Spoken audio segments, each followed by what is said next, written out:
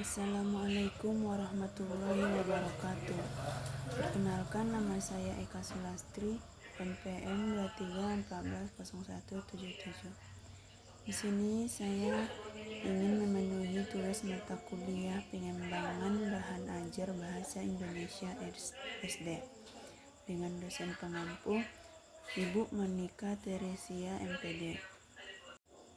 Di sini saya akan menjelaskan konsep dasar bahan ajar.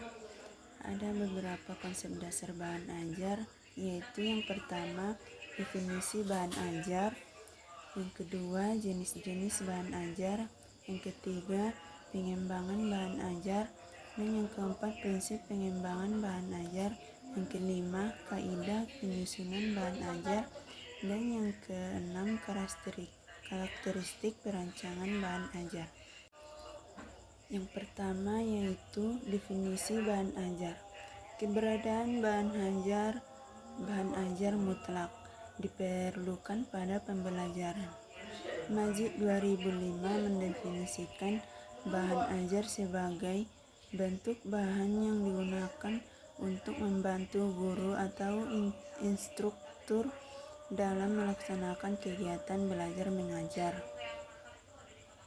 Bahan ajar yang dimaksud bisa berupa bahan tertulis dan tidak tertulis. Beberapa manfaat dari bahan ajar menurut Awasti 2006 atau 3, yaitu dapat membantu menstandardisasi instruksi atau arah pembelajaran, menyediakan sumber belajar yang bervariasi, serta menjadi pengaman, pengarah, dan pendukung guru dalam proses pembelajaran. Yang kedua, jenis-jenis bahan ajar. Prinsip bahan ajar, penyusunan dan pemilihan bahan ajar tersebut diaplikasikan ke dalam beberapa bentuk bahan ajar. Adapun bentuk bahan ajar dapat dikelompokkan menjadi 4, yaitu bahan ajar cetak atau printed. Yang kedua, bahan ajar audio. Yang ketiga, bahan ajar pandang dengar atau audio visual. Yang keempat dan yang terakhir, bahan ajar interaktif.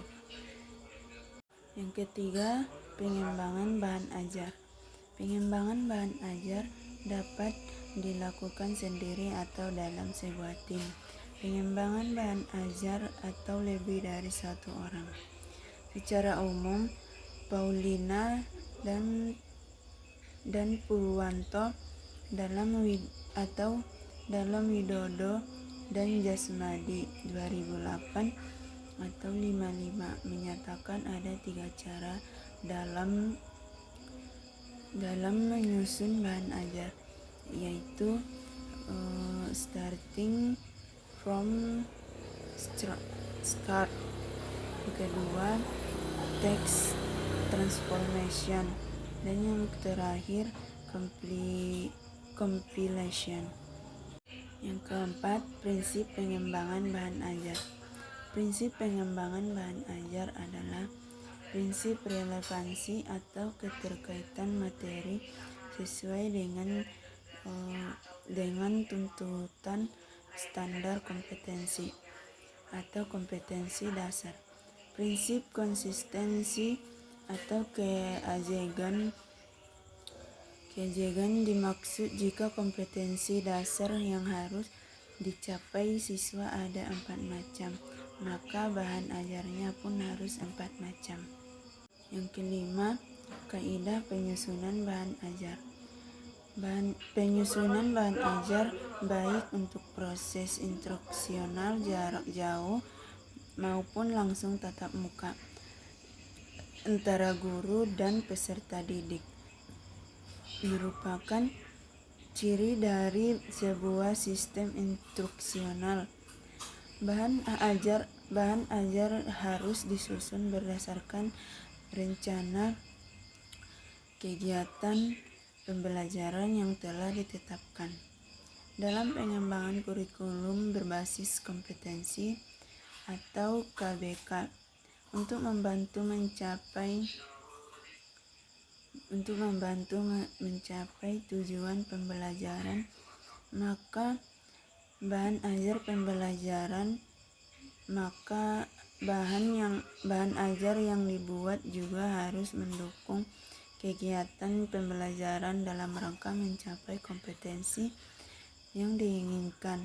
Atau Widodo dan Jasmadi 2008-54. Secara umum, Sitepu atau 2008 mengemukakan bahwa dalam menyusun naskah buku teks pembelajaran, penyusun perlu memperhatikan yaitu A. Isi, B. Metode pembelajaran, C. Bahasa, D. Ilustrasi, dan E. Unsur-unsur grafika. Yang keenam, karakteristik perancangan bahan ajar. Perancangan bahan ajar menjadi hal yang sangat penting dalam proses pembelajaran. Sesuai dengan pedoman penulisan modul yang dikeluarkan oleh Direktorat Pendidikan Menengah Kejuruan, Direktorat Jenderal Pendidikan Dasar dan Menengah Departemen Pendidikan Nasional tahun 2003. Dalam Widodo dan Jasmadi 2008-49-52, maka modul yang dikembangkan harus mampu meningkatkan motivasi dan efektivitas penggunanya.